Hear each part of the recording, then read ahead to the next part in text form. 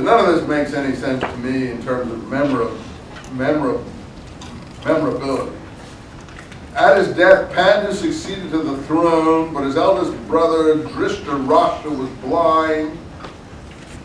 And Drishtarashtra he was blind, but he had a lot of children. My God, I don't know what he was doing there. Drishtarashtra had 100 sons, and the eldest was Duryodhana, the incarnation of evil. Okay, that's the background. The Pandavas became great warriors, and Drishtarashtra appointed his eldest Yudhishthira as heir apparent. And a great rivalry grew up. I don't know who was rivaling who, but a great war broke out, civil war. Mahabharata has 18 books, and the great battle where the Duryodhana and all the armies were destroyed lasted 18 days. It's a kind of ceremonial war, therefore. And against the background of this war, Krishna and Arjuna come into play. So,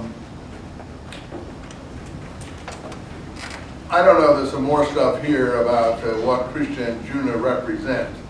And my introduction, is it the same as yours or different? Different, it's a different one. But you can read your one, it doesn't really matter whose introduction you are actually reading. Let me just say one last thing as far as these different kinds of things. I want to read all my introduction to you, or you can read yours. Karma. There's two kinds of yoga as will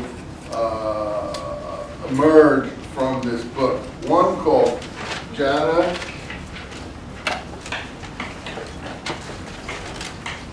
and the other called karma yoga. They're both yogas. There's lots of other yogas too, but these are the main ones. And for instance, jhana yoga, karma yoga are discussed in the Bhagavad Gita, and maybe we should know a little bit. The meaning has to be considered in reading the Bhagavad Gita. Karma means action or work. And it is often contrasted in the Bhagavad Gita with jhana, which means contemplation or meditative sort of contemplation. So one has to do karma with activity. I don't know how that relates to people saying my karma is such and such. Frankly, it isn't exactly the same thing as the way people popularly use the word when we speak, and people who think that they're following these disciplines, they speak about their karma as a kind of destiny. But in the way the Bhagavad Gita is talking about these things, you should know that jhana is sort of meditation, spiritual, intellectual activity and insight. Karma is basically being active, doing your job, work and activity in this world.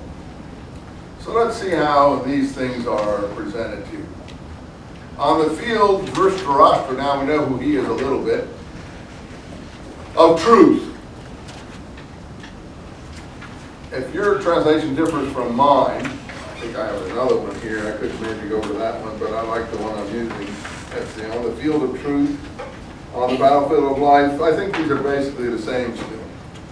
That's the way yours reads. It's always good to have another one besides the ones we have, even 2 or 3 others, because you'll find that, as I said, the words that are translated here are really not the real meaning sometimes of the original word in Sanskrit. The editor here is a Christian priest, Catholic as usual, and I said mostly Catholic intellectuals did take to this material in our environment, more to Buddhism than this, but also to this.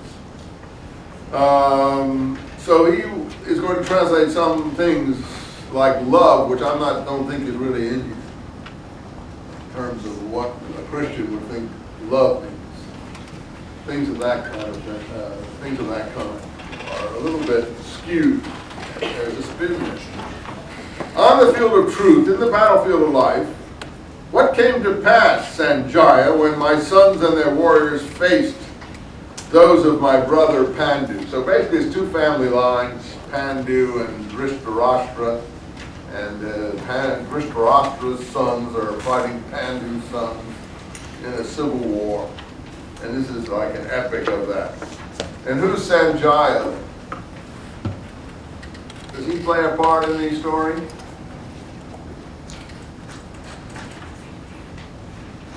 Not really. Who is he? He's the storyteller. So this is really still dialogue, but it's not really, it's a dialogue within a dialogue. This is just the beginning, but it has no bearing on the rest.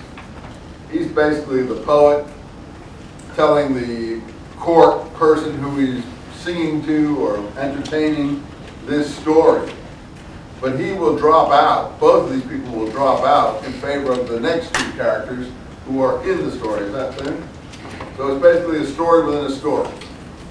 So the outer story is being told by Sanjaya to this king called Dhritarashtra. He's not really even a god.